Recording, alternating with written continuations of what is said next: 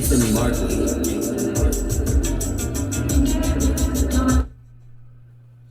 Well, hello, folks, and welcome to another episode of Nathan Markley Show, live from Bristol, Rhode Island, at Roger Williams University, Rhode Island. What's this? WQRI 88.3 FM. For a second, I forgot where I was. My name is Nathan, for those who don't know me, and if this is your first time tuning in to Sunday show, the Nathan Markley Show is where I talk to you about technology and everything tech. If it has a chip in it, pretty much I talk to you guys about it, and eventually we will have people call in and maybe have need help with your computer problems or questions about what product to buy or whatever like that. I'll be able to help you with that. Also, I do product reviews. So, yeah, and so the Nathan Markley Show is live on WQRI every Sunday from 2 to 4 p.m. Eastern Standard Time. And you can also go to the NathanMarkleyShow.com website for archives of the previous show, or if you can't listen to the show, you can always go back and listen to it. And if you want to listen to it again, you can do that too. And you can always download the Nathan Markley Show anywhere you can listen to a podcast. Either be iTunes, Google Play Music, iHeartRadio, TuneIn Radio, Stitcher Radio, my website, NathanMarkleyShow.com, or even YouTube now. Yeah. You can tweet me at Markley Show during the show or after the show if you have any questions or any comments. So it's twitter.com/Markley Show. And you can also follow and like and message me on Facebook at facebook.com/The Nathan Markley Show. Of course, if you go onto the Nathan Markley Show website, you can always hit the email link. It comes up with the email form to email me. You can do that during the show because I will receive it. And I will show you.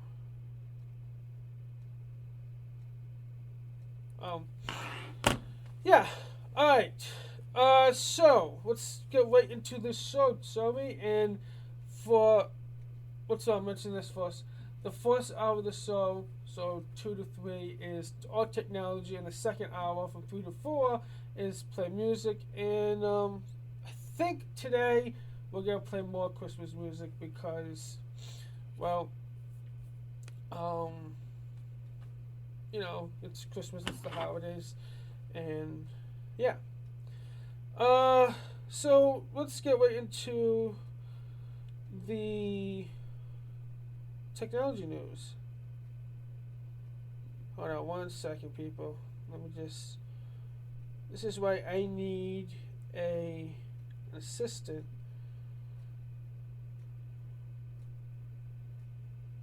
Alright. So we have a lot of technology news to talk about, and let's just get right into it. Oh, I forgot to mention, as of today, I tried this last week too, but as of today, you can now watch the live stream of the Nathan Markley Show. So if you go to the NathanMarkleyShow.com website, you can click on the live stream, and that link will always be updated to the current live stream.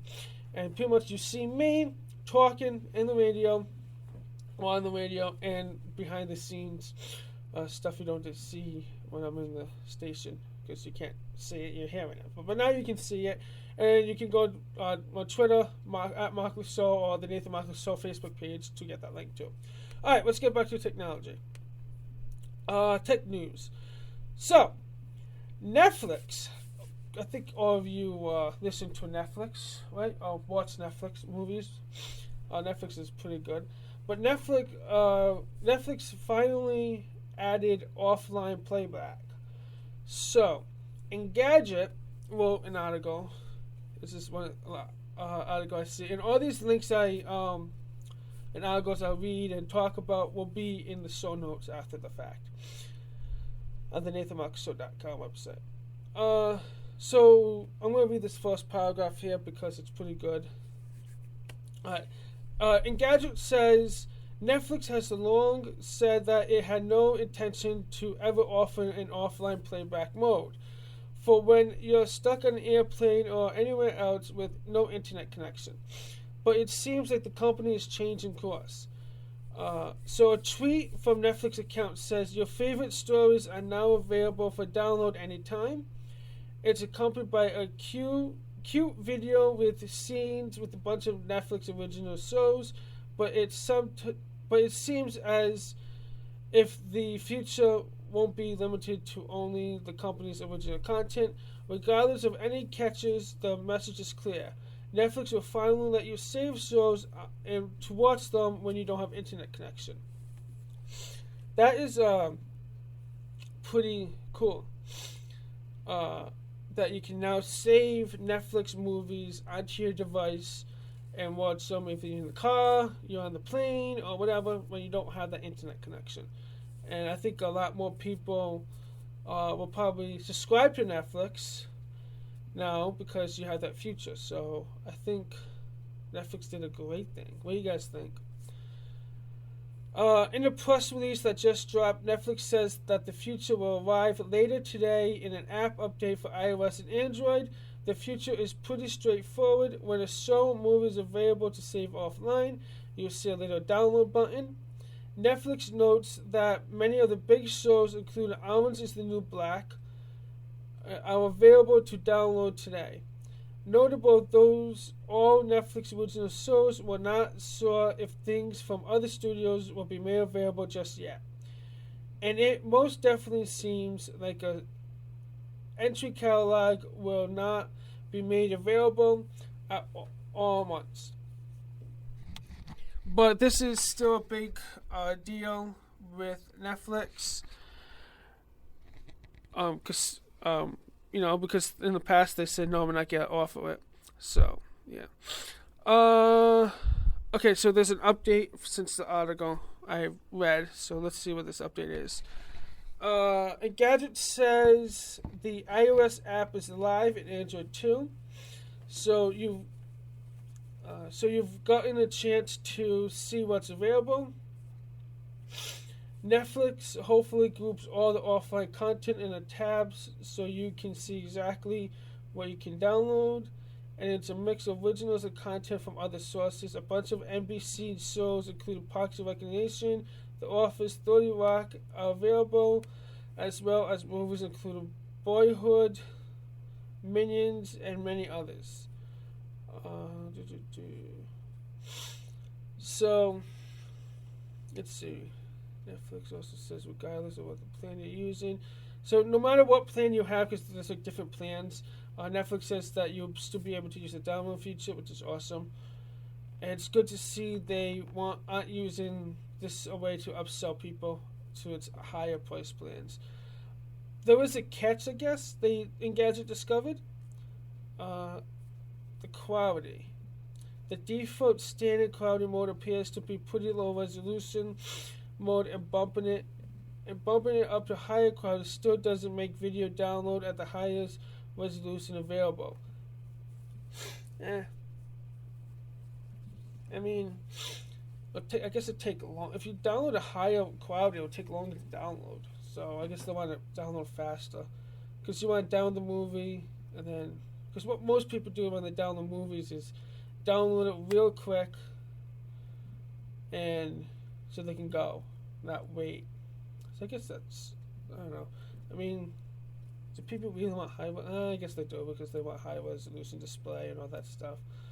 Yeah, but at least you're able to download the movies at Netflix. That's a good thing. So what do you guys think about Netflix letting you download movies now? Do you have Netflix? Have you tried this feature yet? What do you think? What's your comments? I haven't tried downloading it, but I'm on the Netflix blog where they announced it, and it looks just a download button, so that's pretty cool. And it looks like you can download it with iOS and Android, so that's awesome. Yeah, you can leave a comment, tweet me, or you can call the show at 401-254-3800. That's 254-3800, and let's talk about this Netflix thing. All right, moving on to the next tech topic, which is Amazon latest invention. Oh, yes, that's right. So Amazon has a new. This is pretty cool. Has a new invention that I saw this past week, and it's a really big, impressive tech yet, and it's an actual truck. Okay. You probably wonder, that's not an invention. Trucks have been around before Nathan. Well, yes. So what Amazon is doing with this tractor trailer truck is that they're calling it, Amazon's calling it Amazon snowmobile, yeah. Oh, snowmobile, my mistake. Snowmobile, that's not mobile. Snowmobile. And say you're a company that has large amounts of data and you want to put them on Amazon Web Service. But because of this data, it's going to take you so long to put this data on in Amazon Web Service or Amazon's cloud. Amazon has a truck now that will come to your office, pick up your data, and drive it to their Amazon Web Service factory, storage unit. But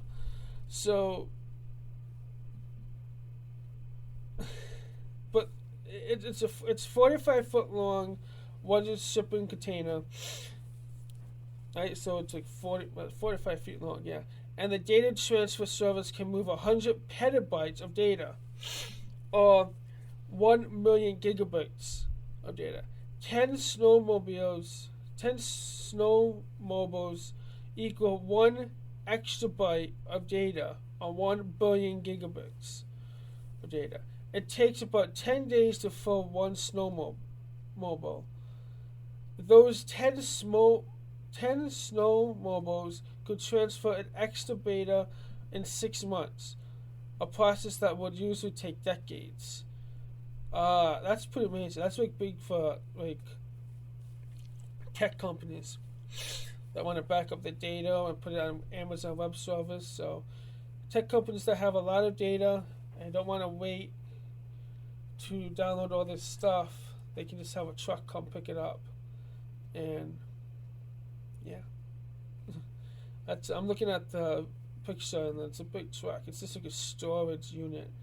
And I guess they put it, what do they do? So let's read this.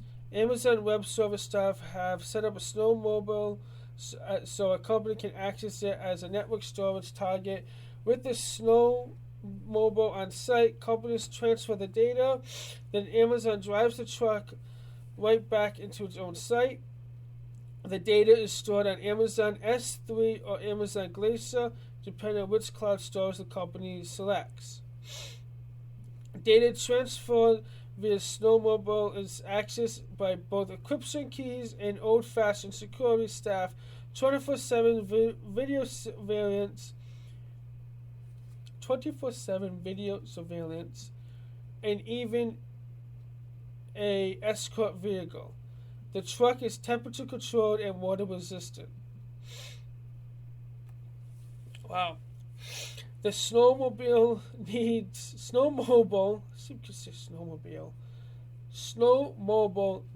350 kilowatts to fully run. Kilowatts, wow. From either a local power source or an Amazon provided generator. Pricing depends on how much data a company transfers in the snowmobile, but the base price of storage is 0.005 cents a month per gigabit. $5,000 for a fully loaded truck. Right now, the snowmobile is available in most U.S. states, Amazon says. Wow.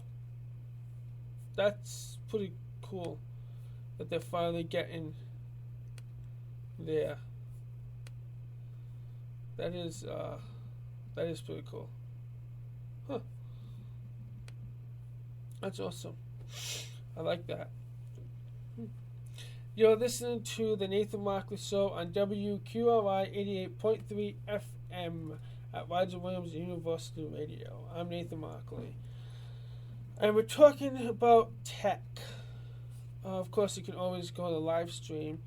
Go to the NathanMarkleyShow.com and click on the live stream button to go watch the live stream. And you can go in the comments too on the live stream. So speaking of Amazon, let's talk about this. So, how many of you know about Plex TV? Plex TV, for those of you who don't know, is a cloud service app that allows you to put your movies, pictures, and music onto it. So pretty much what you can do, well, reason to start is you make a computer that's always on into a server, and you'll be able to access your movies and your file and your pictures and music anywhere where you are. Most people use it for movies, so it's good having your own movie media server. Plex created a cloud service where you don't need always on computer, and of course that you have to pay for it. I don't know what it's called, Plex Pass, and I don't know the exact price, but it's a decent price. A little expensive for me, but I have the free version of Plex, so the computer's always on anyways, so I just use that. But if you don't want the computer on, you can get Plex Plus and have the cloud service, and your movies will be up in Plex server, and you can access them anywhere. Same thing as the regular one. And you can on your phone, on your tablet, wherever you are in the world, you can access and watch your movies. And one of the things that this media server software Plex did was integrated with Amazon Drive. So if you have movies or files in Amazon Drive, you can put them onto your Plex account. The company also added support for Google Drive, for Dropbox, and Microsoft OneDrive. So you can stream all your content from whatever cloud service you have onto Plex. So that's pretty cool. In September, they launched the partner with Amazon Cloud Drive, right? So new hardware, free media server, Plex Cloud. Of course, Plex Cloud, they call it, is still in beta. But TechCrunch found out that where was it? It wasn't really haven't been smooth sailing that for Plex users that uses Plex Cloud and Amazon Cloud integrated. It's running into some technical challenges with Amazon Drive integration, which they're trying to address. Users have been complaining in the Plex forums that they've been unable to upload the files to Amazon's online service. Some customers suspect that Amazon has placed limits on the uploads, possibly due to how much content some people have been uploading, but Plex staff hasn't confirmed any details.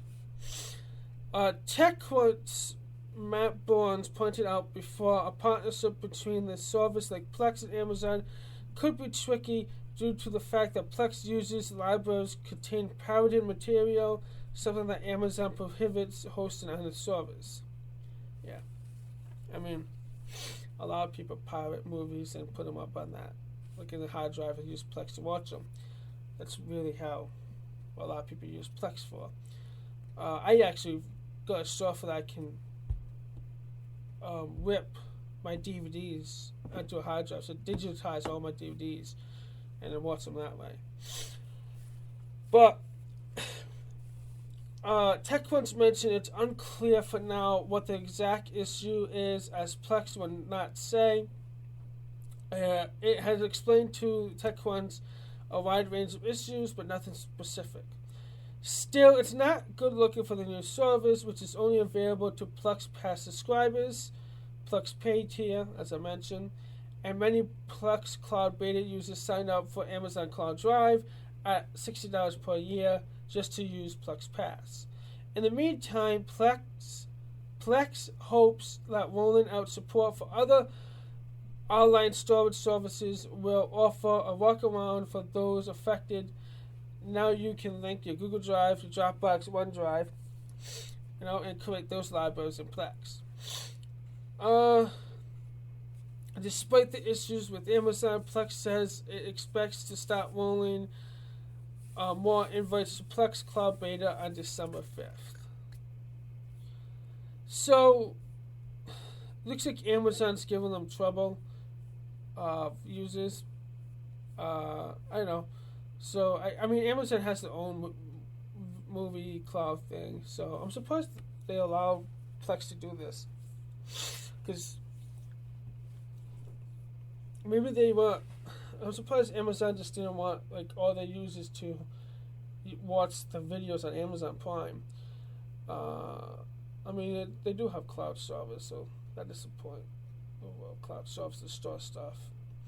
But I know, I'll keep you guys updated on what's this. I use Plex. It's free to use it, and if you guys have movies in your library that you want to watch anywhere, download Plex, and you have to have a computer that's always on to download Plex for the server, or you can just keep it on when you want to use it, when you go away or whatever. And then this way you can watch movies. But Plex is a good idea. I like it. And, it's very interesting that Plex is integrating these other online services, so you don't need a computer on. And you can, if you have like files in Google Drive, Dropbox, Amazon, or OneDrive, you can always look at it or get access to it, I should say. Yeah. All right. So Nokia, everyone knows what Nokia is. Nokia is a phone brand, and they started creating smartphones really for Windows, but now because Nokia and Windows, because of they don't really get along anymore for some reason. Long story with that. But that's a different story I want to talk about for another time. But what I want to talk about with Nokia today is Nokia will branded Android smartphones will arrive in the first half of next year. So TechCrunch mentioned earlier this week that Nokia smartphones will come out with Android phone. And that's what Microsoft sold off its remaining future business. Because Microsoft bought Nokia, and then they sold Nokia. As TechCrunch mentions. That's right. And again, this link and all the links I talk about will be in the show notes. Everything I'm talking about today. So you can go back and read it for yourself if you want. So Nokia today, HMD took the wraps off its plans and added Nokia branded Android smartphones to its existing future phones in the first half of next year, part of a decade-long branding deal with Nokia. Here's the HMD CEO on announcement. We see this as a brilliant opportunity to solve real-life consumer problems and deliver on the quality and design that the Nokia brand has been always known for. Our talented and impressive team is equally placed in its modern setup to deliver our promise and reliability. Beautiful, crafted, and fun Nokia phones for consumers across the globe. The partnership doesn't include the direct funding from Nokia through HMD, does employ a number of key former Nokia MS employees, all of whom are convinced that the return of the brand will energize customers in an overcrowded smartphone market. HMD certainly moved fast to make the most of the deal and squeeze what's left of Nokia brand loyalty, announcing these plans roughly 6 months after the first announced. So, with all that stuff, Nokia is going to create Android phones. So we're going to have another Android manufacturer. And, well, that's pretty cool. I mean, it's another company, another phone, another device for someone to try to get to buy. So you have Google, Samsung, Motorola, LG, Nokia now, and I think there's a few other Android phones that people can buy. So, yeah, I mean, do you guys use Nokia? Have you guys used it before on your Windows phone? That's what most people use. I don't know. So, Nokia phones, I remember the first Nokia phone that my parents had. It was pretty cool. And then we moved up from that to flip phones. And then from there, we went to a slider phone. And then from that phone, we went to smartphones. So, I remember cell phones all the time. Yeah, I was born in the era where phones were coming out. Wow. I remember the very first car phone. The very first cell phone you could think of. It's like a car phone with a briefcase. You plug in your car. That really is a cell phone. That was pretty cool. But yeah, I like this idea. I have to. I'll wait and see what kind of features and stuff the Nokia puts in their phone for Android. Because since Android's open source, so any company can put Android at smartphones. So this gives them opportunity to do it. And it might, like they said in the article, they might get more people to use Nokia phones and boost Nokia sales up to become a popular one. And it's about time they do that, too. I don't know why Nokia went with Windows. It's about time they do that. Because, I don't know, they're a little late to the game, though. But hopefully they get some sales. They're not too late to the game, where it won't matter. Won't affect them, but we'll see.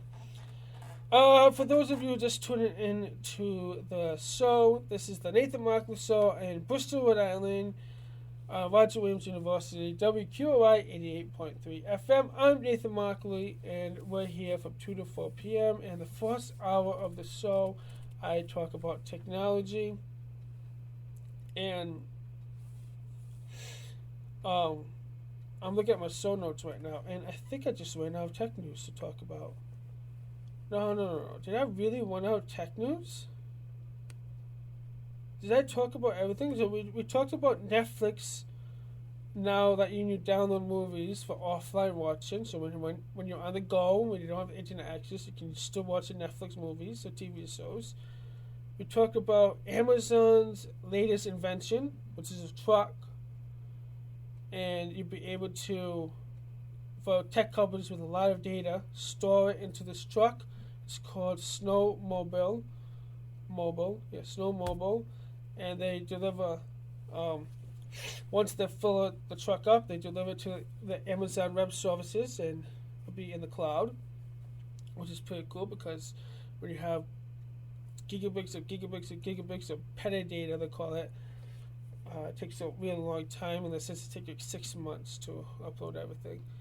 We talk about Nokia Android smartphones, and we talk about Amazon isn't playing well with Plex new cloud service, which Plex is an online cloud media server that you can upload movies and music and pictures, whatever. And when it first started, you needed it always on a computer, but then Plex created a cloud service, which is still in beta, but people, they connected it to Amazon Cloud, and people have been complaining that they're unable to upload movies to Amazon Cloud. And it looks like you can be able to upload it in Google Drive, Dropbox, and OneDrive eventually. Integrate Plex with those online services, which is amazing. And I think that's it I have for technology news today. No, I had that more. Hold on. thought I had more. Like, I had a bunch of stuff.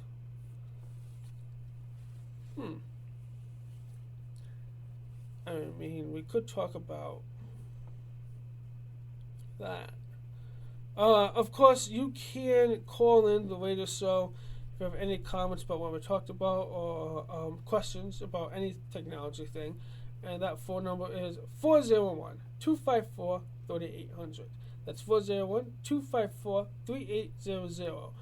And this is the Nathan Markley Show. I'm Nathan Markley on WQRI 88.3 FM. Yeah, do I have any comments in the YouTube live stream? No, I'm not getting anything. Okay, that's fine.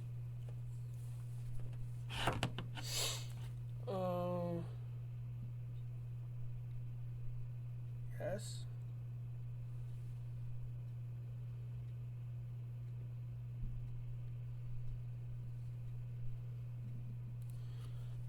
Alright.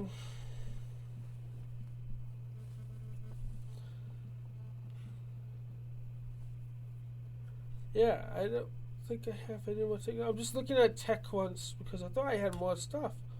I guess I don't. Alright. Go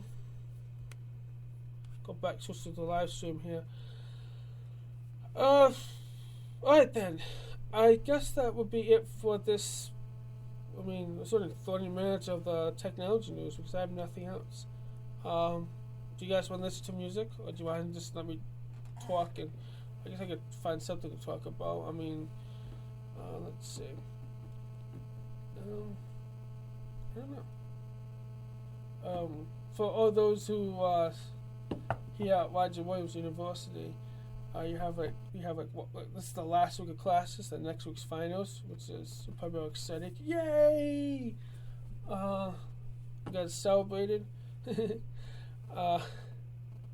Probably get ready to study, and then wow, Christmas is almost here. We have like 3 more weeks to Christmas. Yeah, like 3 more weeks to Christmas.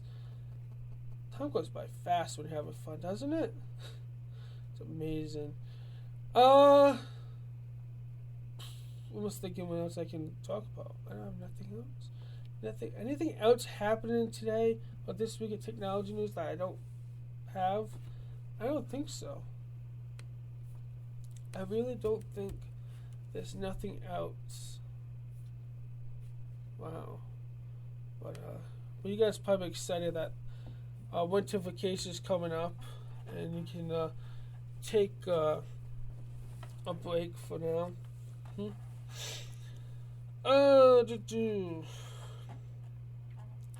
Boston police plan to monitor social media. Internet potential threats is drawing criticism. I guess we can look at this. This is on foxnews.com. So let's see. The Boston Police Department is taking heat from civil liberty groups for plans to spend up to $1.4 million on software that scores social media and the internet for potential threats. The attack Monday on the Idaho State University campus is just the latest illustration of... Wait, what? What attack? Oh, Ohio State University. Wait, what attack in the Ohio State University on Monday?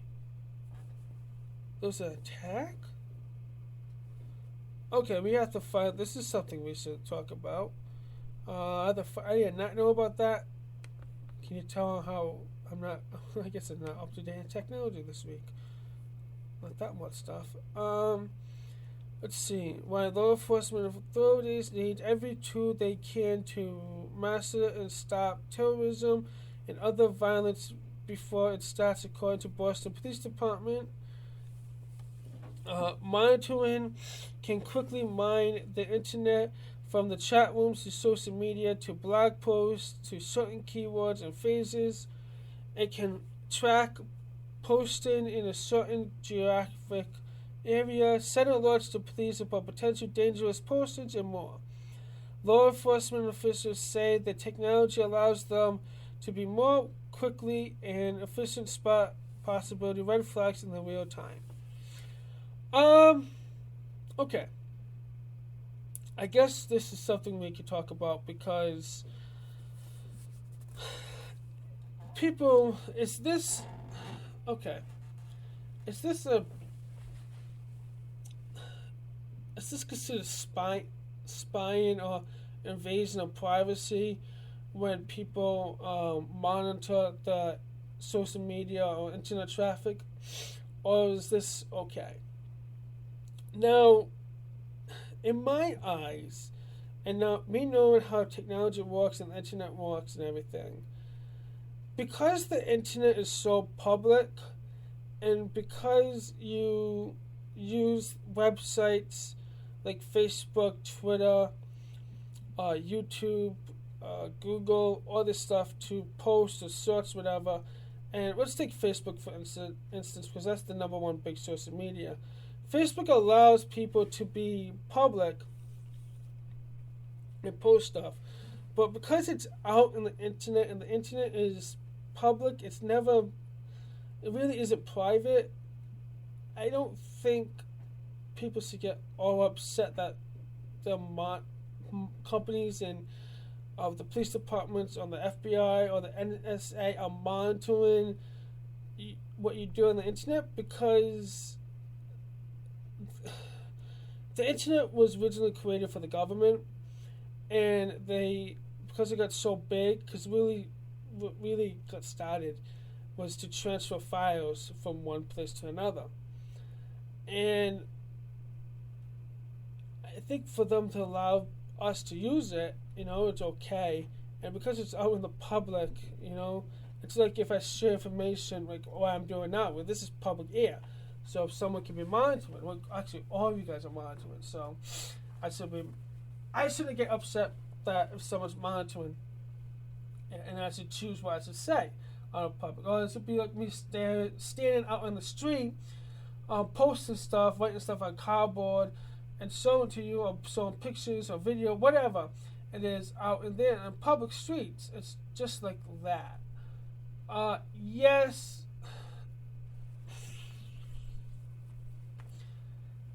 This is where it gets tricky with cybersecurity and privacy, because I don't think there's really a true understanding. Because technology is moving so fast, I think I don't know how to say this without being too mean. I think because we use the internet, and we use it for personal use. Yes, we do need privacy controls, because technology and the internet became something we are today. It's part of something we are, and we need to. I think we do need to have some kind of privacy policy, and I think what Facebook and even Apple allowing you to set privacy is a good thing, because we do use it for personal use and we don't want people to get it. But in this instance, I don't know why the Boston Police Department is getting all this criticism and bad press, because I think it's a good thing. They're trying to protect us from those who are using the internet and technology for the bad, to attack us. I think it's good, but I guess you could say that they're seeing everything.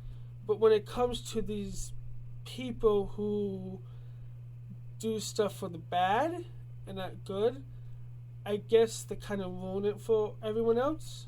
I guess we do need Big Brother to step in, let's say, I use quotes around that, to monitor and parent us on the internet. But I don't think they should do it too extensive, like what they're trying to do is trying to control, and like what they do in China. They don't allow you to go on Facebook or Google or YouTube or a lot of sites in China. And that's what the whole CISPO and all that is, censorship on the internet, because the internet is public place. and I think it's free. Yeah, well, it's it's free, meaning it's free to use, but you have to pay. That's weird. Companies charge people to use their internet service. So, without, okay, I think okay, I think I'm going a little too more advanced for everyone here. The internet is free, it's public, it's free to use, but for us to use it, we have to pay big companies with Cox, Verizon, Comcast, whatever, to use their internet connection. So Verizon, Cox, Comcast, AT&T have internet connection, and they're allowing us to use their internet connection to get onto the internet. Yeah. So that's why it's not free, but it is. Yeah. What do you guys think? Do you guys think? I mean, technology has moved a lot. It's grown every day. New stuff is coming online, and that's the other thing. There's a lot of devices that is coming online that you can do a lot. So we can see a lot of smart home devices, home automation. Like I just got 2 Amazon Echo Dots in my house now, and I can do so much. I think I did a review on Amazon Echo Dot, and when you say the keyword Alexa, I'm not going to say it because I don't want it to go off on you guys. When you say that, you can ask the device to do whatever you want. And Google has their own called Google Home, and when you say that keyword, you can ask the same thing. And of course you have Siri, but Siri is not as great as Google's and Amazon's home automation system. But that's the other thing. You can use these devices to hack and shut down websites, as we saw with this in October, the big DDoS attack. They used webcams, they used home automation equipment, printers, anything that's connected to the internet, to go to a specific DNS and make requests, and because it got a bunch of those devices went on, at the same time, it shut down a lot of websites. And monitoring software could potentially prevent this from happening next time. I don't know I had to do some research on this attack that happened in Ohio State University campus, but it was probably something to do with cybersecurity. And me being in the cybersecurity field, I'm very interested in this. That's how I know everything on it. I have a message here.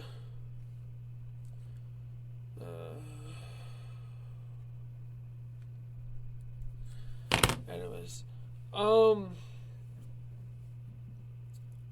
yeah. I mean, what do you guys do? You guys do you guys think that people shouldn't monitor stuff? Do you think it's good? Do you think it's bad? I mean, do you think people are overreacting to it? I wonder if I can get. No, I don't know what he's doing today. I can see what my friend's doing, because he's good at this stuff too. I don't know. I see. I don't know. I think it's fine. I monitor it as long as they don't take too much power in their hands. When you give people too much power and then just share this, it tends to be bad. So hopefully they use it for good. We do need some kind of privacy policy out there. It's like Facebook. In Facebook, for instance, you can go in and allow no one to see a post, only you. And that's the other thing. When you post stuff on Facebook and Twitter, you kind of give them permission. You do give them permission to use a post. and everything. It's their website. It's on their computers. That's the other thing. And Google too. You give them, even though they say they won't use them, I think they do. Actually, I have to go back to the terms and conditions and read it. That most people don't read the terms and conditions, and that's probably why they get upset, because when they find out about it. I mean, they say it in the terms and conditions that they got to do this, but that's not really what Facebook's mission is. Facebook's mission is to connect the whole world together. But I mean, you post it on their website, so it's their website. They could do whatever they want with it. I mean, they give you permission to do whatever. I think my terms conditions has something in there. I don't remember what my terms conditions is. I wrote it a couple years ago. I haven't changed it. I should update that to the most recent ones. What's that noise? Yeah. What is that noise? I think these headphones are going. I'm hearing static in the headphones. Huh. Anyways,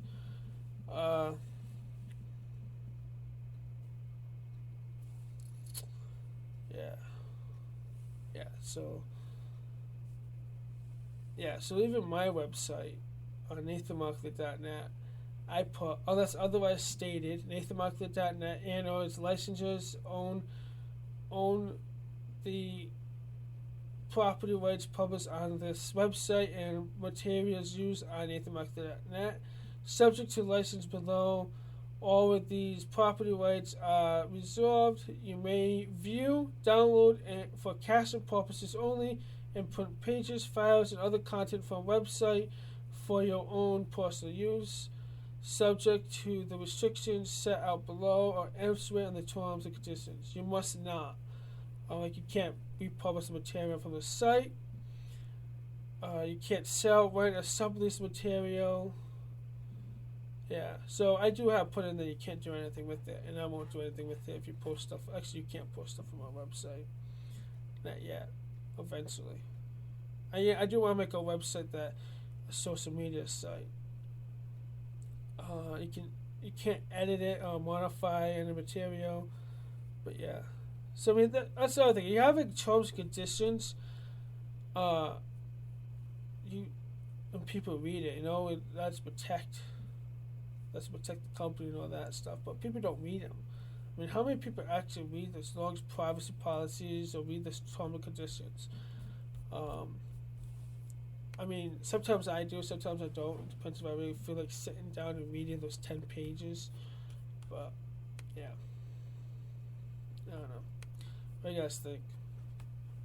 I mean, the internet is growing too fast, and for us, and we really need to think and sit down and think about how we're going to somewhat control it, but not control it too much where people would don't get mad. There does need to be monitoring, because we don't want nothing to happen. We don't want people personal information to get out there. I mean, everything is going to this cloud-based system, and I use cloud in air quotes because it's not really the cloud. It's really a computer somewhere. So in California or in China or a different country, a different state, Texas. We'll just California because that's where most tech companies are. It's on their service, so all your information is on the company's service, and they call it cloud because they open up the computers up to the internet for people to store the information. And we do need monitoring to protect us from those bad guys who trying to get our information.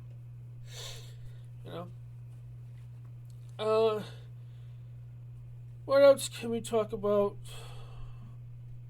You know what we should do? We should take a break and talk about, since we're talking about cybersecurity and internet and protection, I should mention about OpenDNS.